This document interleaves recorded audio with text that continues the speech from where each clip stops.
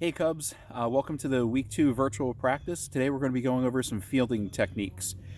First I wanted to explain the different types of balls that you can use. First one is the hard ball. This is a regular Little League ball and it's a little softer. It's a hollow rubber core. This one's good to be able to practice with, especially for batting, but for fielding when you're first learning this is a little difficult and is mainly good for ground balls.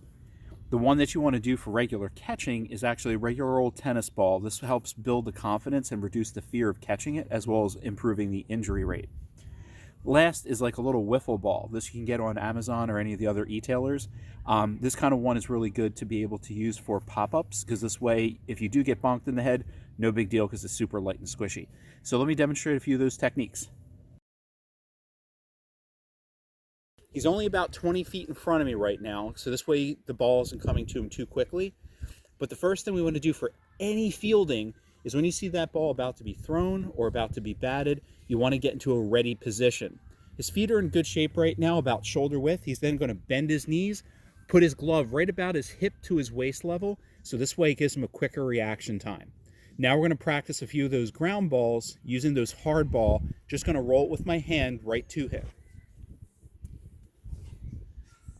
Now he gets right in front of it, scoops it up, and then throws it back.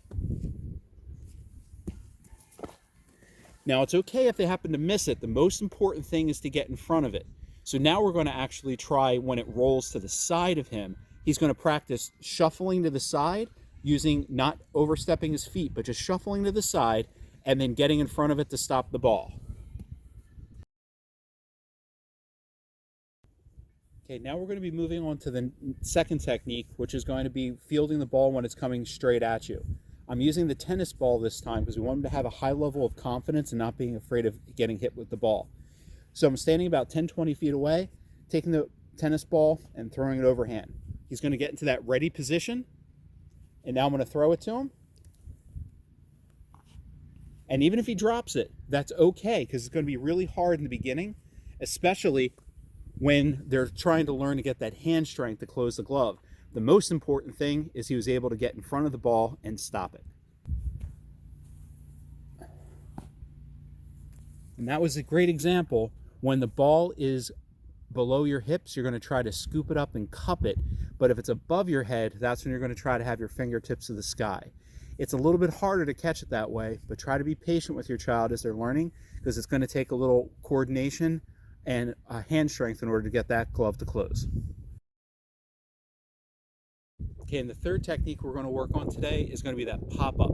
This is the hardest one for your kids to learn, but we're going to use that wiffle ball standing about 10 feet away and throwing it underhand so they can build that confidence and coordination. He's just going to try to cup it, not trying to teach a T-ball, them catching it with two hands over their head just yet. Right now we're just going to try to catch it with a basket catch. Okay, there you have it. Coach Jim and Landon taking you through some fielding tips to help you out while we're in this quarantine situation. Hopefully you guys are staying positive and using this great weather we're having now at the start of spring to keep practicing those simple techniques and staying positive.